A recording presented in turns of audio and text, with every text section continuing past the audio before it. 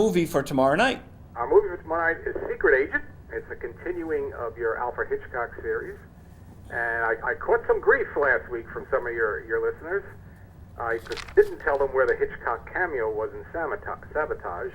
So there is no known Hitchcock cameo in Secret Agent. He's not in there to be seen. What, did you get a email or something? Yep. Okay. My email is not that hard to find. I'm trying to sell books and all that, and you can get me one way or the other. It's not that hard to get me. So do you know who wrote you? It didn't have a human name on it. People have monikers on it, so no, I don't. Yeah. Okay. If I did, I probably wouldn't say it on the air anyway. All right. If they want to be on the air, they have to send an email to you.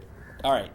And for people that are watching the movie that you're showing tomorrow night, Sabotage, which we talked about briefly last week, Hitchcock appears about 9 minutes into it. There's a power outage in London. When the lights come out outside the box office, you'll see him on the left-hand side of the screen. So personally, it doesn't look that much like me to me. It doesn't look that much like him. But this might have been a period where he was losing a lot of weight because he was really enormous compared to the man we usually envision. So maybe he was slimming down or whatever. But that's supposed to be him. But no cameo for the Secret Agent. The interesting, very often when we're talking about these 1930s movies, we have people stars that I don't think the general man on the street today will remember or have heard of, but we do in this movie. The lead actor is John Gielgud, which is always surprising because he made so few movies before the 1950s. I think most people that have seen him in older movies are thinking of 1953 Julius Caesar, where he played Cassius against Jane Mason and Marlon Brando, but he made only 8 movies in the 30 years before that, and this was his lead role.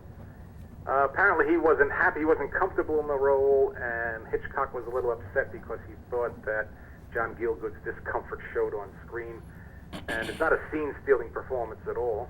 The scene stealer is a bit over the top Peter Lorre. Now when I say over the top Peter Lorre is tended to be over the top anyway. But he's really delightful as a character known as the General, and he's the character watch. He's playing a Mexican, and I think by today's standards, people would be insulted to pass this off as a Mexican actor. But hey, it's a British movie in the 1930s, so you can get away with a lot.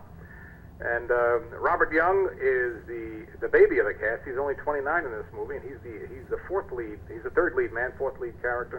Of course, he'll later become better known as His Father Knows Best, but this shows a bit more of his versatility that he didn't get to use later in life when he was given these fatherly type roles. And what year was it?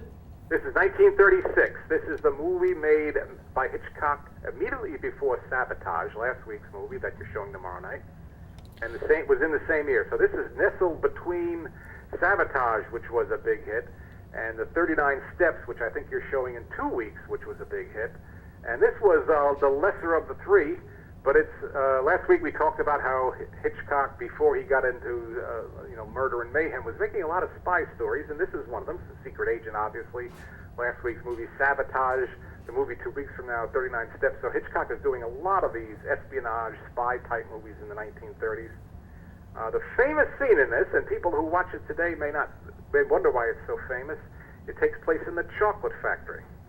And Hitchcock, love him or not, and I love him, he always looked for unusual scenes, and the movie you're showing tomorrow night, Sabotage, has, part of it takes place in a pet store, part of it takes place in a cinema, and here this is a spy story, basically spies looking for other spies, and it brings them into this chocolate factory, and all I can say for the chocolate workers of the world is I hope real factories aren't as loud as this one is, because the machinery is just hammering while these spies are chasing each other.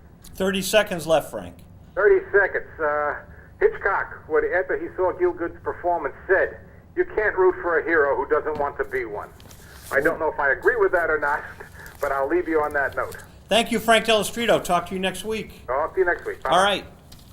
And the views and opinions on Visual Radio, those of the host, that's me. My guests, Frank Dello Stritto, Johnny Byers, not necessarily those of the viewing audience, WinCam, the board of directors, staff, members, and all our affiliate stations, which we rattled off earlier. I got 33 seconds left. Don't you love it? Next week, we have got the return of Matt Gallagher, as I said earlier. And he's going to be bringing with him Roy Scranton. They were both on the front lines. They've got a new book, Fire and Forget, short stories from the Long War. We look forward to it. Tomorrow night, we get Hitchcock. And in a week from tomorrow night, we've got Sabotage with Hitchcock. And that was Frank Dello Stritto. Thanks, everyone, for watching Visual Radio. Next week, we're back with Matt Gallagher and Roy Scranton. Thank you, Judy Kellerman. Good night.